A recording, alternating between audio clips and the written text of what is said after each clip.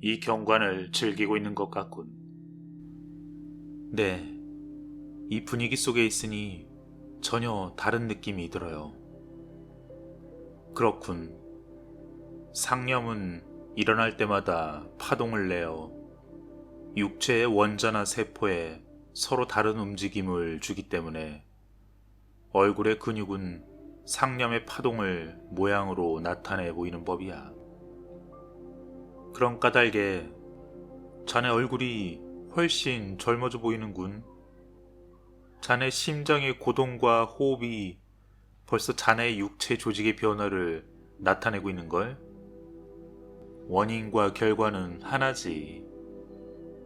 스승이 말씀하시는 것을 남김없이 이해해야겠다고 다짐한 나였기에 그의 말을 지그시 귀담아 듣고 있었다. 그가 나의 마음을 읽을 수 있다는 것을 알고 있었다. 그렇다네. 하나님의 창조란 영원히 한결같은 지혜 있는 에너지를 변화시켜 모양으로 나타나게 함이야. 그것은 신의 마음에서 나와 그것을 받아들이는 사람의 능력에 따라 보다 큰 아름다움이 된다네. 파동이 창조의 기본이고 그 리듬에 실려 원자가 조직돼서 우리들의 눈앞에 모양으로 나타나는 것이지. 또한 그것이 마음과 몸의 건강을 좌우하지. 그 자력적인 끌어당기는 힘과 내 안에 존재하는 지혜 있는 움직임은 보다 높은 목적을 위해 사용할 수가 있어. 그리고 그 성과는 인간의 상상이 미치지 못하는 것이 될 정도지. 이 지혜 있는 움직임은 개인 속에서 나타날 뿐 아니라 개인의 영역을 넘어 널리 퍼져나가서 급속도로 온 지구에도 파급되지. 그래서 너의 이웃을 너의 몸같이 사랑하라는 거룩한 가르침대로 거룩한 존재의 아름다움을 우리들 자신의 넋 속에 투영하는 거야. 우리들 뒤에 오는 사람들은 태초에 하나님의 말씀에 의해 우리를 만든 신성, 곧 온 인류의 배후와 안에 있는 신인 그리스도를 보다 크게 나타낼 것이야. 그는 잠시 말을 멈추어 침묵이 흘렀다. 이윽고 소리를 낮추어 말을 이었다. 림포치 대사는 머지않아 그 육체를 영원히 벗게 되어 있어. 대사께서 육체를 들이우고 계시는 사이에 자네를 만나게 하려는 것이었다네. 보기에는 아직 젊으신 것 같지만 200년 이상이나 이 세계를 위해 끊임없이 일해오셨다네. 하지만 세상은 대사를 모르지. 대사께서 지금 여기로 오시는군. 아무리 자세히 살펴봐도 대사는 50세 이상으로는 보이지 않았다. 그 대사가 계시는 것만으로도 나는 젊어지는 것이었다. 대사는 우리가 이야기하던 것을 알고 있었고 분명한 어조로 이렇게 말했다. 그렇지. 자네가 눈으로 보는 모든 것을 창조한 그디 근처에는 항상 실제하니 인간 쪽에서는 그것을 충실히 나타낼 준비가 되기만 하면 인간이 지금까지는 그저 어슴풀에 꿈꿔보는 데 지나지 않았던 사물이 구체적으로 인간을 통해 실현되어 나올 것이야. 그렇다네. 온 우주를 꿰뚫어 활동하고 있는 이 하나의 큰 지혜가 지금 여기서 움직이고 있단 말일세. 그 밝은 나타남을 방해하는 것은 다름 아닌 인간 자신이야. 그러면서도 역시 인간을 거쳐 그것은 인간의 상상을 넘어서는 것들을 실현시켜 나간다네. 인간이 그 현현의 초점이야. 현재인 그 전지를, 즉 모든 시간과 공간을 초월하여 존재하는 그 전지를 대기하고 있는 전능의 무한함이여. 우리가 육체를 떠날 때 생명이 끝나는 것이 아니지. 육체에 있는 생명과 우주의 모든 생명의 총체와는 아무런 나님도 갈라짐도 없어. 그대로 한 생명인 것이니 깊은 고요가 사면에 찾아들고 나는 그것을 몸으로 뚜렷이 느낄 수 있었다. 찬비 계곡의 푸른들을 내려다보니 몇 마리의 야크가 풀을 뜯어먹고 있었다. 새벽녘 안개 속에서 풀을 뜯는 것은 이슬이 맺혀 있을 때가 더 맛이 있기 때문이다. 여기서는 이방인이지만 그런 풍경은 내게는 친숙한 것이었다. 스코틀랜드의 고지에서 소들과 야생사슴의 그런 모습을 많이 봐왔었다. 저 야크는 어디서 왔을까요? 어제 저녁엔 보이지 않았었는데.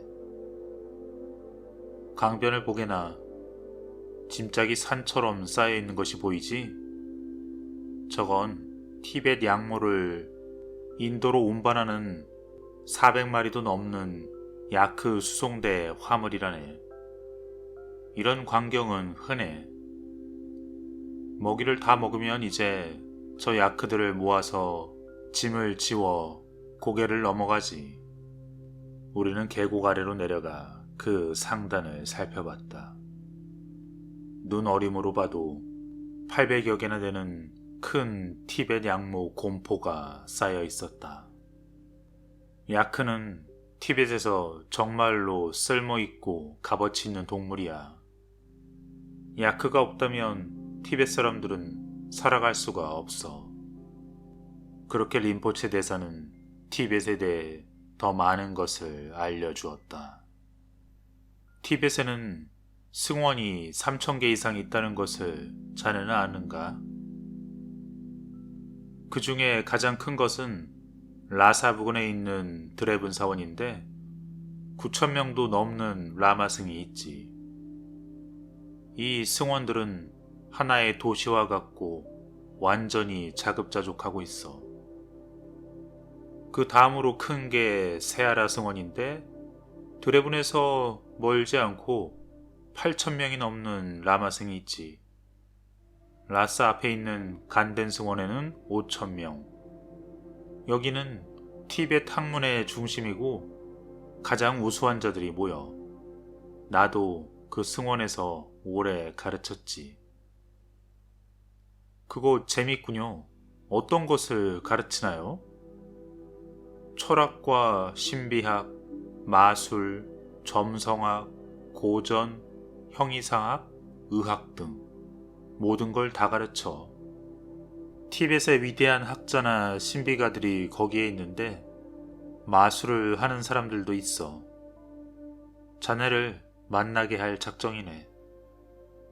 하지만 일부 사원들은 독선적 교리와 공포를 수단으로 삼아 사람들을 마음대로 조종하고 있지. 어떤 사원은 금이나 보석을 발견하면 승원에 바쳐야만 한다는 계율을 만들어 놓고 지키지 않으면 신을 모독하는 일이라고 제멋대로 규정해버린 거야.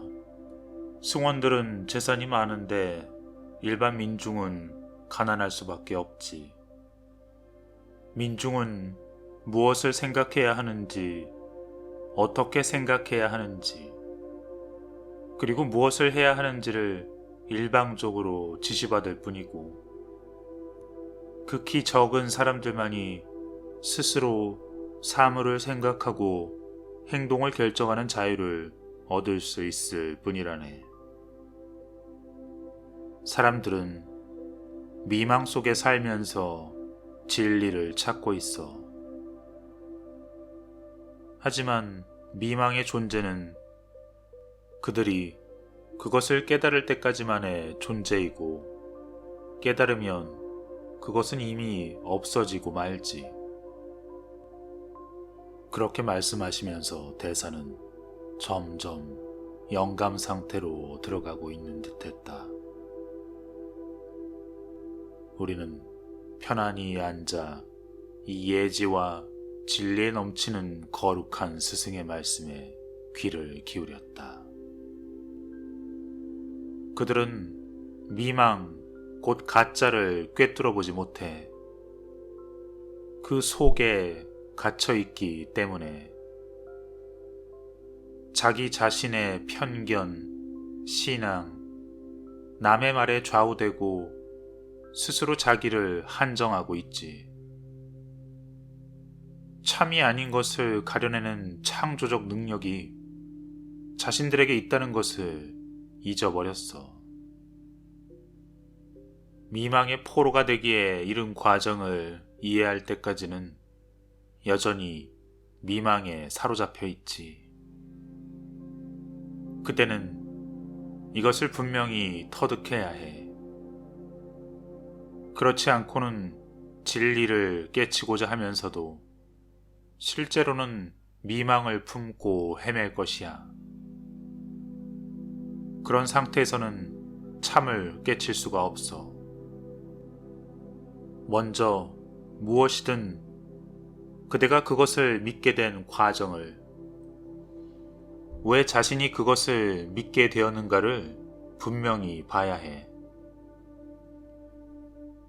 그렇게 하면 다른 믿음이나 관념, 생각, 사상, 그리고 다른 사람들에게 자신이 맞서게 된 애초의 원인이 무엇인지 가려낼 수 있을 거야. 만약 그대가 그대 자신의 생각으로 자기 한정을 한 채로 여기에 왔다면 그대는 그 자기 한정을 거쳐서만 사물을 보게 될 것이고, 하지만 그대가 그대 자신의 한정에서 해탈해 있다면 이렇게 말하는 나의 영향에서도 벗어나 나를 볼 수가 있을 것이야. 그때 그대는 그대에 대한 내 생각처럼 일체 겉모양, 국적, 종파, 신조 따위를 걷어내고 나를 보게 되지. 그리하여 우리는 서로 같은 진료, 같은 생명으로부터 우리의 창조주와 닮은 꼴로 만들어졌으며 완전히 같은 하나의 신의식을 지녔음을 알게 될 것이야. 왜냐하면 신은 그 본성에 있어 무한이기 때문에 어떠한 분리도 있을 수 없고, 참으로 있는 것은 오직 신, 곧 한얼 뿐이고, 그 밖에 실제하는 것이란 있을 수 없어. 이것만이 우리의 본질, 참 모습이지. 나는 속으로 탄성을 울렸다. 여기에 사람 모두가 한 결의요 동기간이며 신인 어버이를 함께하는 참뜻이 있었던 것이다. 이 한없이 깊은 이치를 스승께서는 이렇게 간결한 말로 나타내 보여주신다. 나는 그저 꿈쩍도 하지 않고 숨소리마저 낮췄다. 찬란한 이 상태를 깨고 싶지 않았다. 대사의 눈은 감겨져 있고 그 얼굴 모습은 천사의 그것 같아 마치 대천사가 생명의 참뜻을 아는 자, 곧 대사의 육체를 통하여 말씀하시는 듯 했다. 아니, 그런 뜻이 아니라 그럴 것이었다.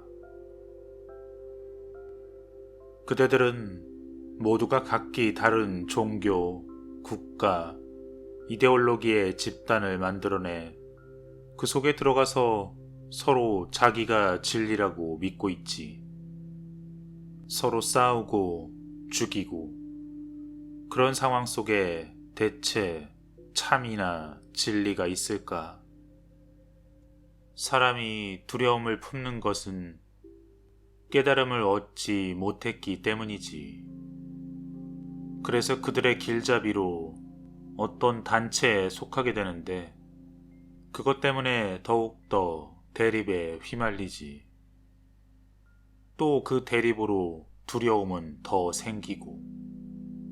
하지만 그 두려움 속에서 깨달음은 얻어지지 못하지.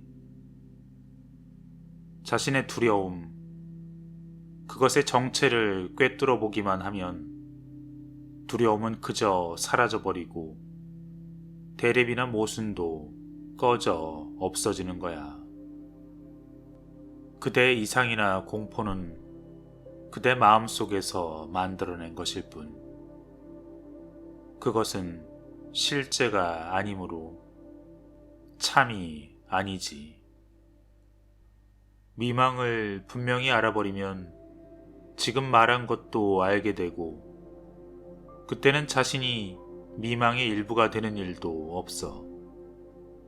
그러면 비로소 진리가 모습을 보이기 시작하지. 왜냐하면 진리는 항상 지금 여기 있기 때문이야.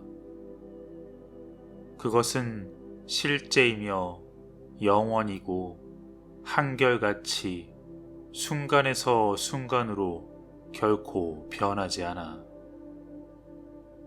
하나의 생각에서 다른 생각으로 바뀌는 것은 사람의 마음뿐.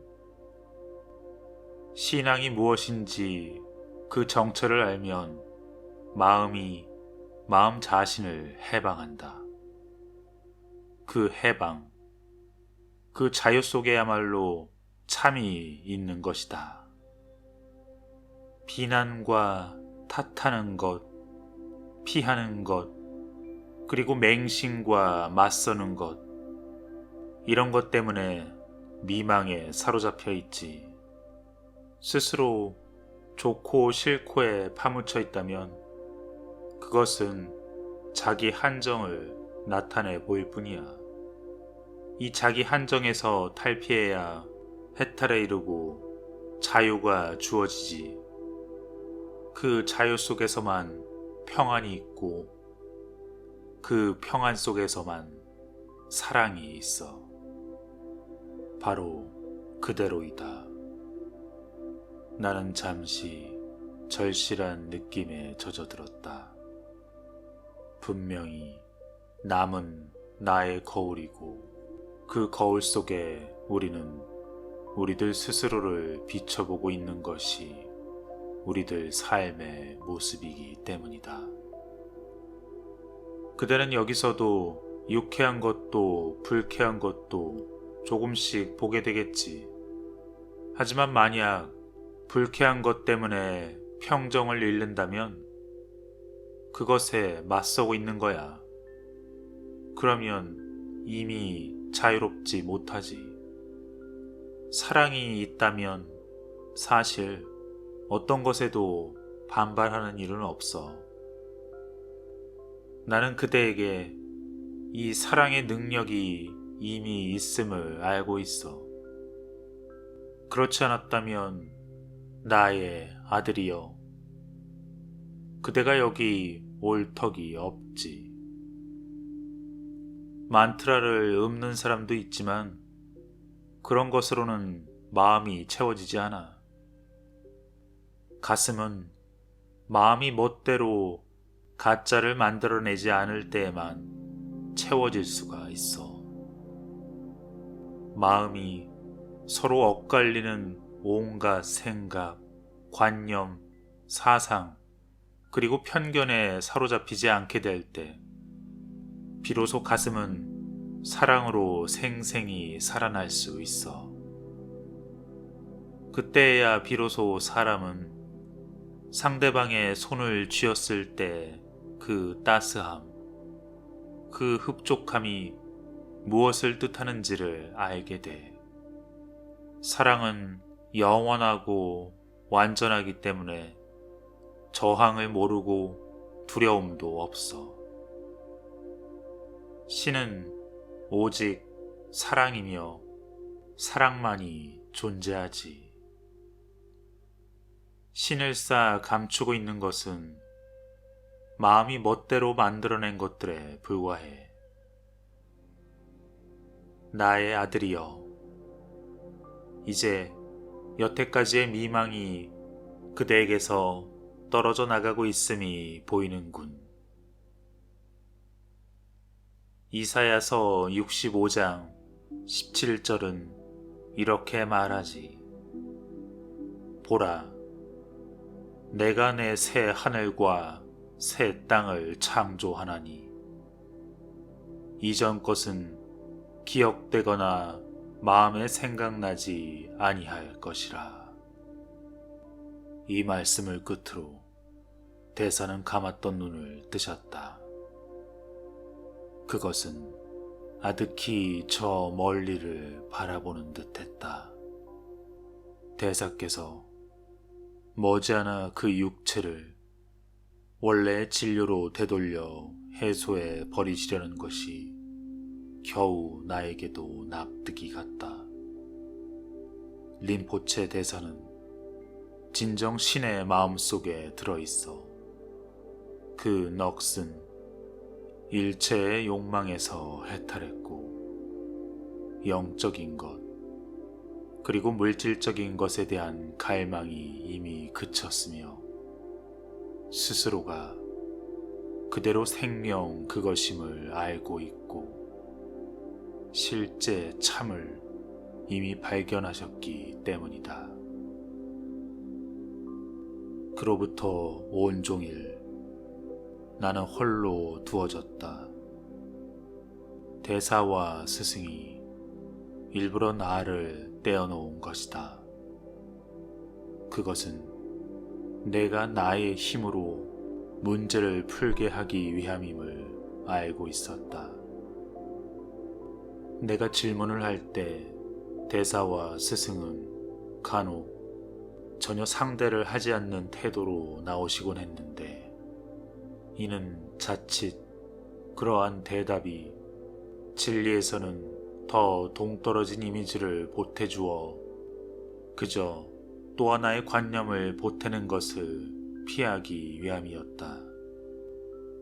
아마도 이 책을 읽는 독자들도 이런 사정을 알고 있으리라. 어떤 대답을 해주면 그것은 또 하나의 관념을 보탤 뿐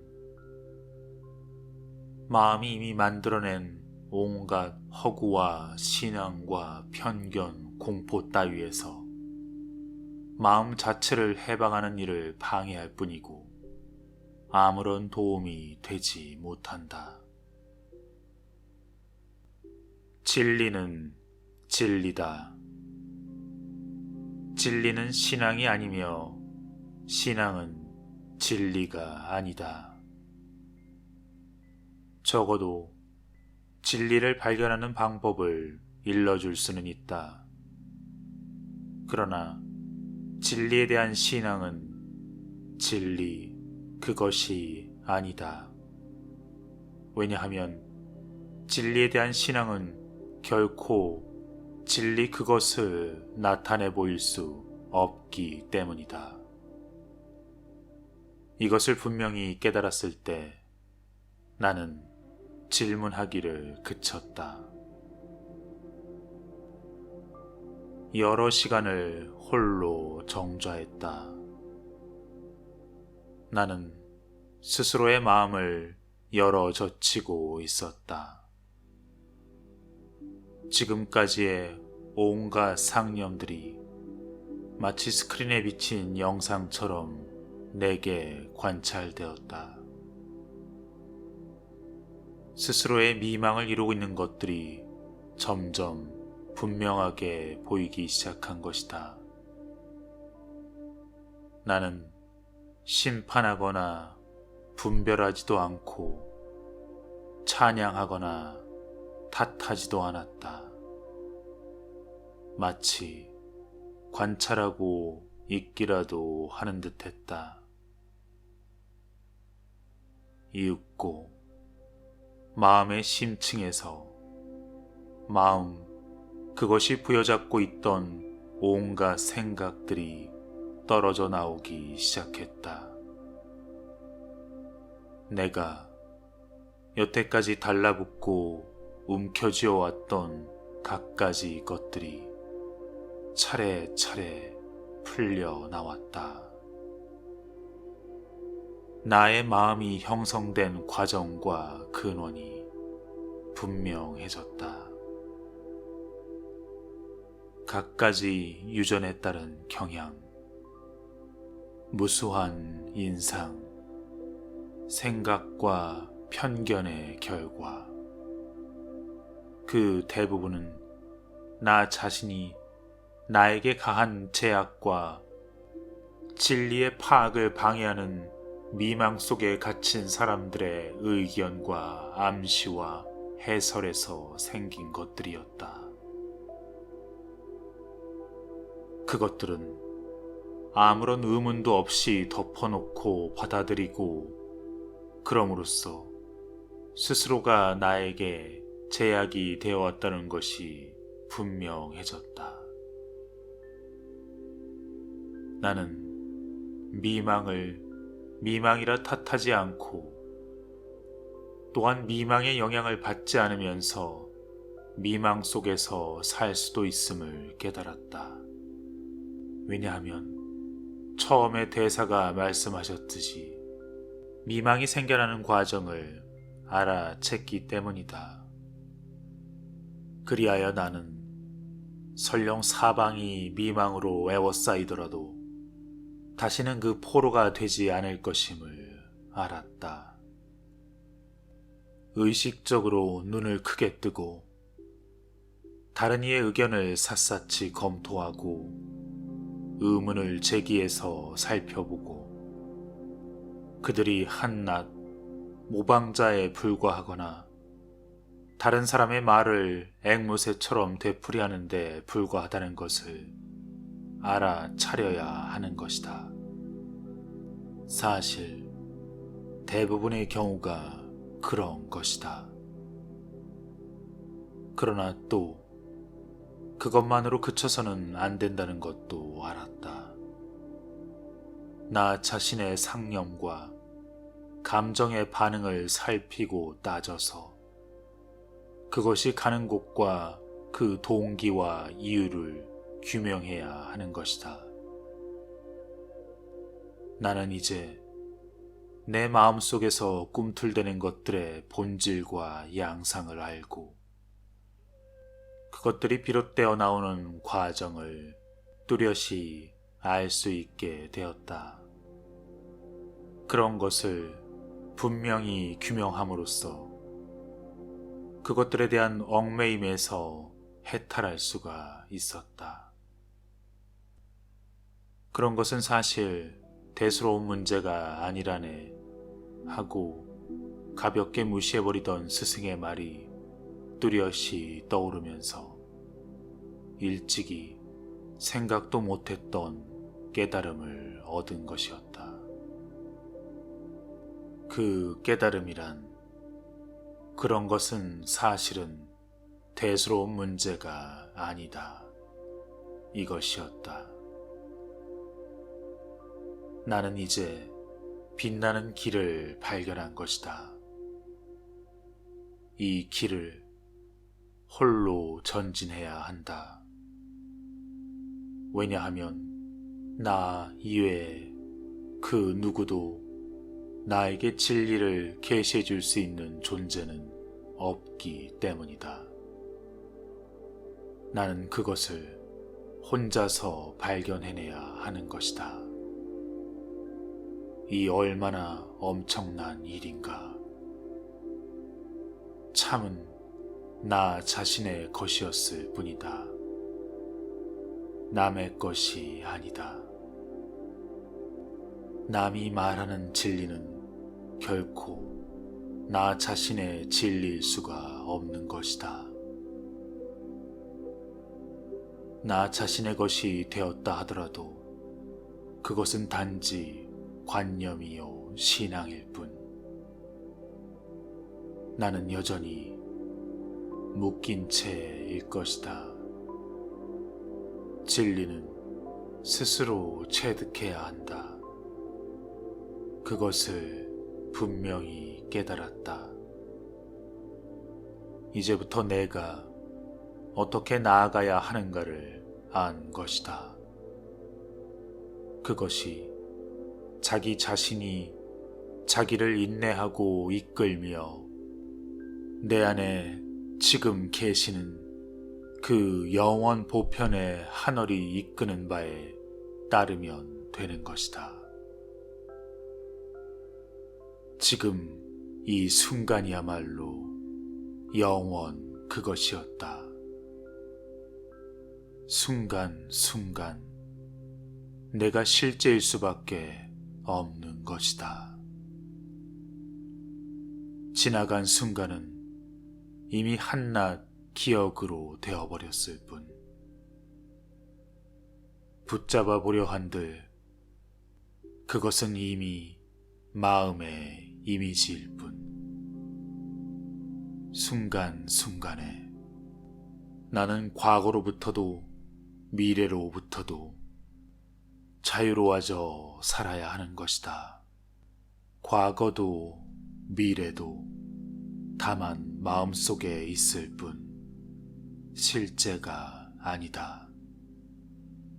오직 지금 이것만이 실제인 것이다.